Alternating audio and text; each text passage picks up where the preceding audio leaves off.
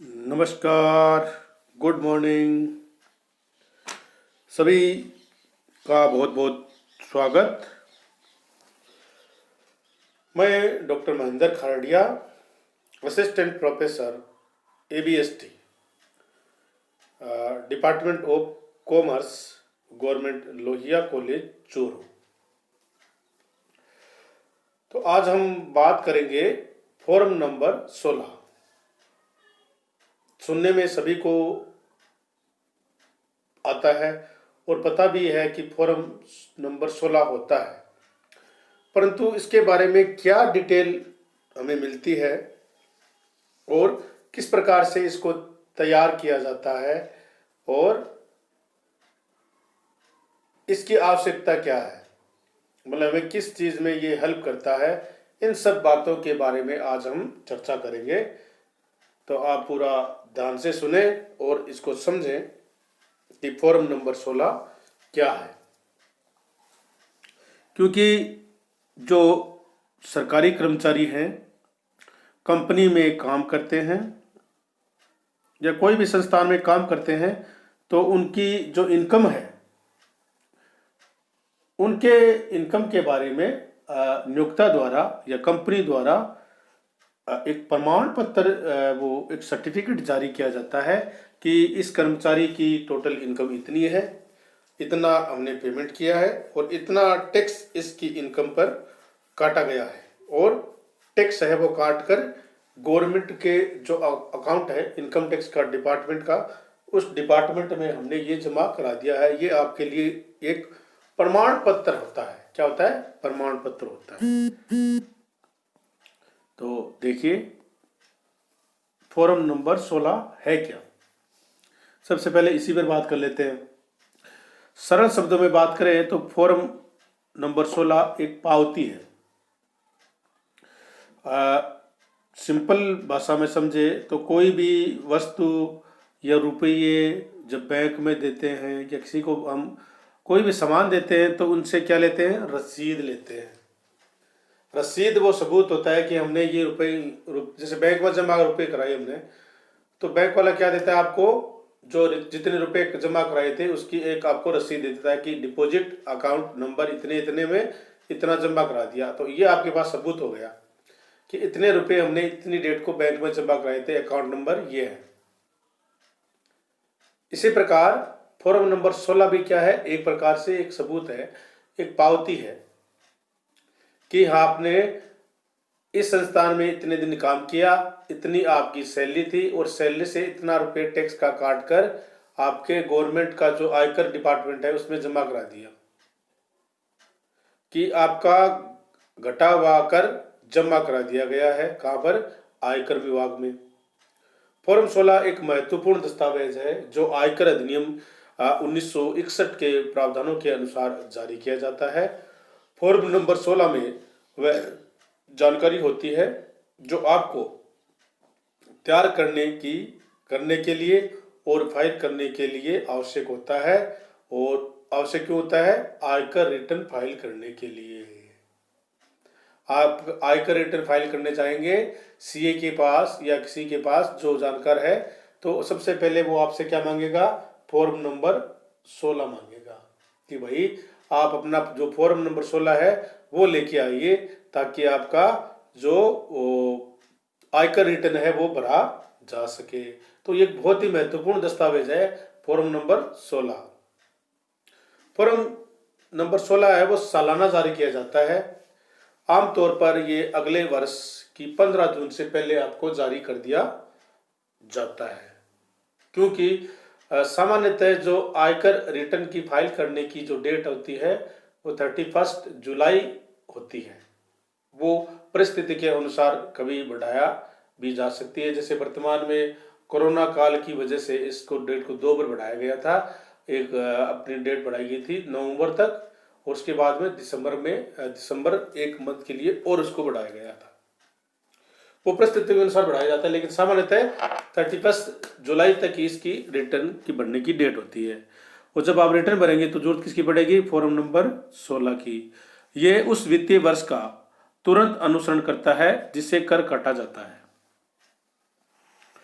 अब हम समझेंगे कि आयकर जो फॉर्म है उसमें क्या क्या डिटेल होती है, कितने इसके पार्ट होते हैं। देखिए फॉर्म 16 है, मूल रूप से इसके दो पार्ट होते हैं, part 1 part B.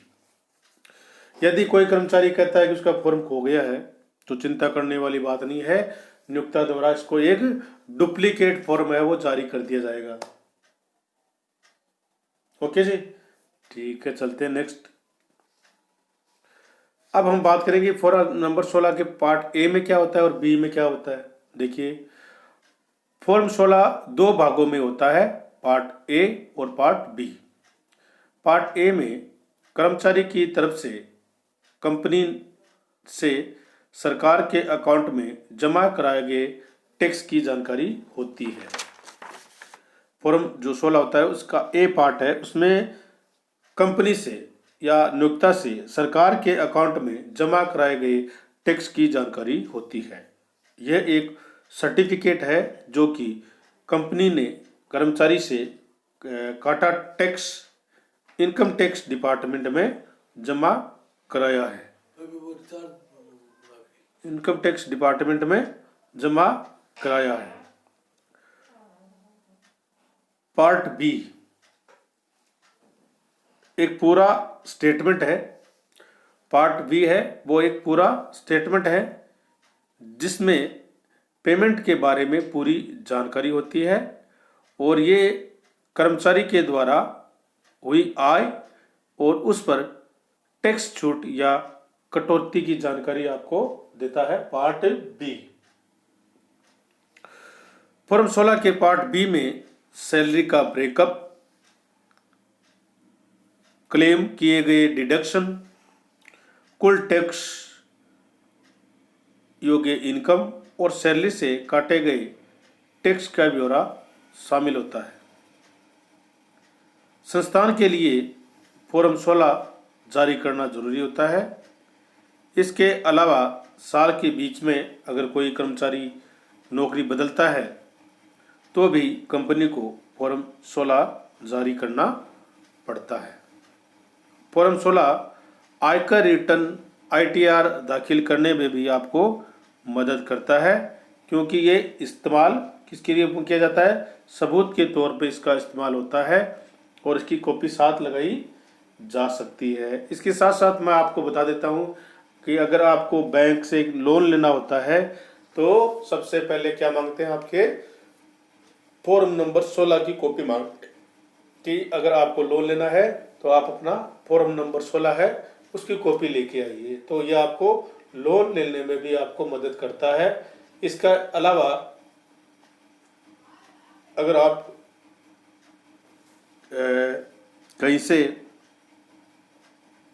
Private bank है उसमें भी अगर आप लोन लेना चाहते हैं तो भी वो 16 नंबर फॉर्म आपसे इसकी डिमांड करते हैं और फॉर्म नंबर 16 देते ही आपको कोई भी लोन आसानी से मिल जाता है। कारण क्योंकि इसमें आपकी डिटेल है कि आपको कितनी सैलरी मिलती है और कितना आप टैक्स इस पर चुका रहे हैं। अब हम फॉर्मेट की बात करते हैं। पार्ट 1 जो फॉर्म नंबर 16 है उसका पार्ट 1 ये है और देखिए इसमें लिखा हुआ है कि certificate under section 203 of the income tax act 1961 for tax deduct at source on salary. Certificate number आएगा और लास्ट अपडेटेड ऑन, कब किया था अपडेट, इसकी डेट आएगी। सबसे पहले नेम आएगा, name and address of employer, कि कर्मचारी कौन है उसका नाम और उसका पूरा एड्रेस आएगा। नेक्स्ट कॉलम है name and address of employee, नियोक्ता का नाम यहाँ पर आएगा कि नियोक्ता कौन है और उसका एड्रेस, परमानेंट एड्रेस आपका क्या है। फिर देखिए परमानेंट अकाउंट नंबर और Aadhaar number of the deductor, deductor का परमानेंट अकाउंट नंबर और आधार नंबर यहाँ पर आएगा। टेक्स्ट ऑन द डिडक्टर, ठीक है। और नेक्स्ट कॉलम में आएगा परमानेंट अकाउंट नंबर और Aadhaar number of employee. Next column में एम्प्लॉय का और फर्स्ट कॉलम में एम्प्लॉयर दोनों का परमानेंट अकाउंट नंबर और Aadhaar number. Employee reference number provided by the employer if available है तो यहाँ पर हम इसको शो कर देंगे।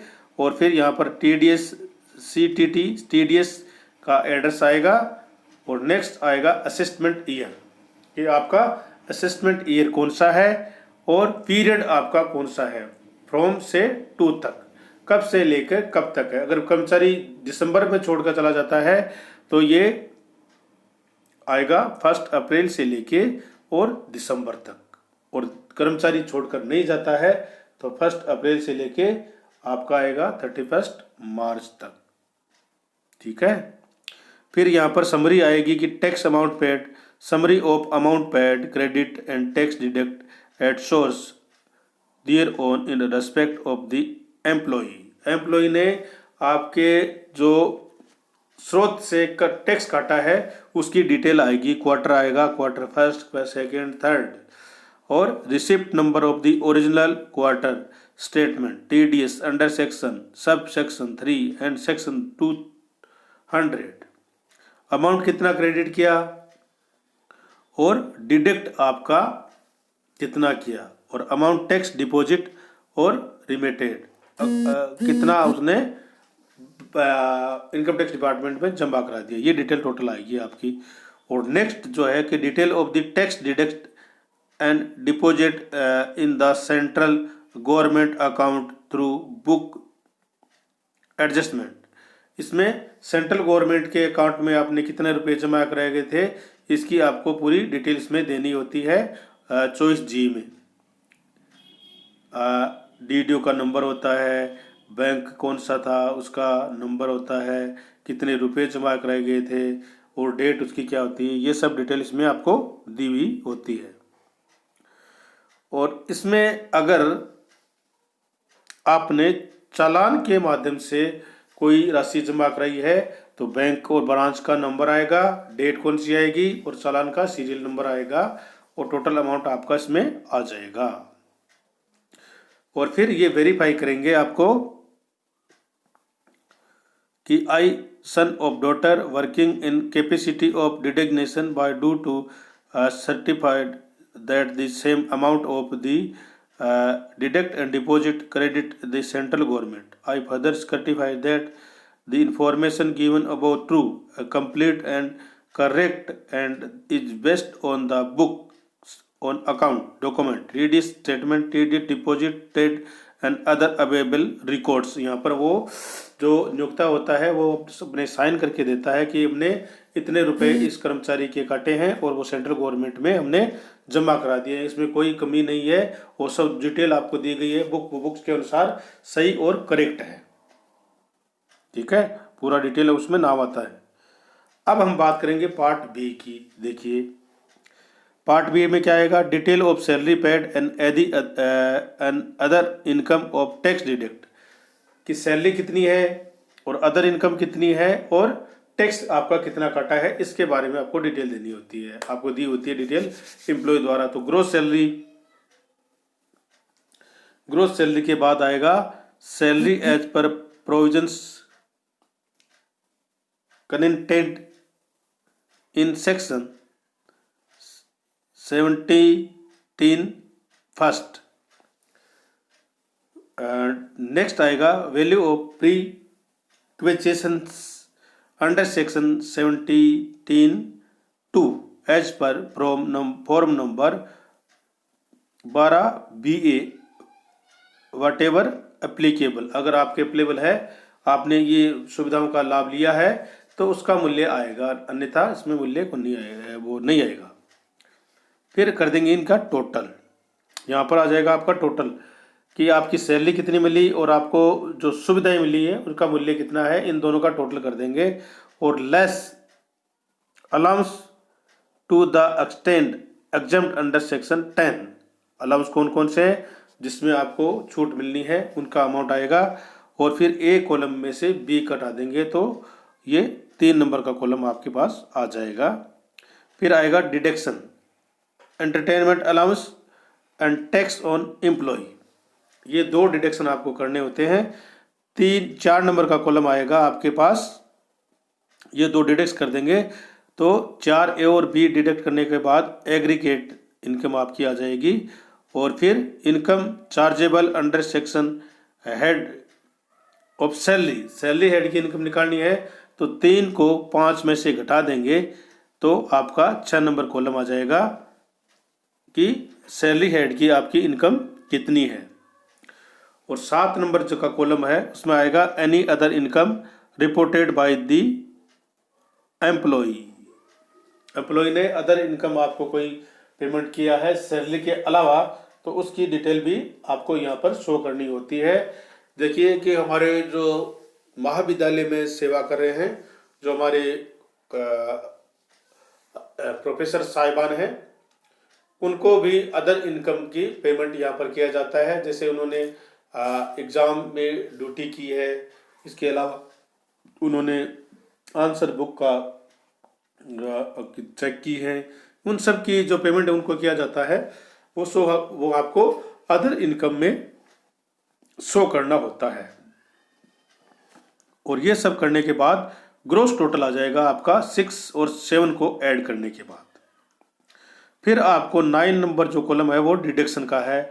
यहाँ पर चैप्टर 6(1) में section 80C, 80CCC, 80CCD and section 80C में आपको कौन कौन सी छूट चाहिए उन सब के बारे में यहाँ पर हम डिटेल शो करेंगे। ये शो करने के बाद हम छूट देंगे सेक्शन 80CCC की और फिर 80CCD की छूट दे देंगे। ये सब छूट देंगे तो इसमें ध्यान क्या रखना है, aggregate amount deductible under section 80C, 80CCC and CCD first shall not be exempt 1 lakh rupees, 1 lakh rupees तक इसकी छूट आपको मिलती है। Other section 80E, 80G, 80TTA भी आपको 6(1) के अंतर्गत इसकी छूट आपको मिलती है। जो एम्प्लॉय छूट की मांग करता है उसको यहाँ पर छूट दे दी जाती है। और नंबर 10 कॉलम आता है aggregate of deducted amount under section 6(1), तो टोटल इनकम आपको करनी है तो 8 नंबर कॉलम था उसमें से 10 नंबर का जो टोटल है उसको लेस कर देंगे तो 11 नंबर का कॉलम आपके पास आ जाएगा। और 12 नंबर का कॉलम है वो tax on total income, tax on total income, जो आपकी टोटल इनकम थी उस पर टैक्स कितना था वो पता चल जाएगा। और इसके बाद में एजुकेशन के cess 3% on computed income serial number 12 number में आपको जो टोटल इनकम है उस पर हम टैक्स का कैलकुलेशन करेंगे।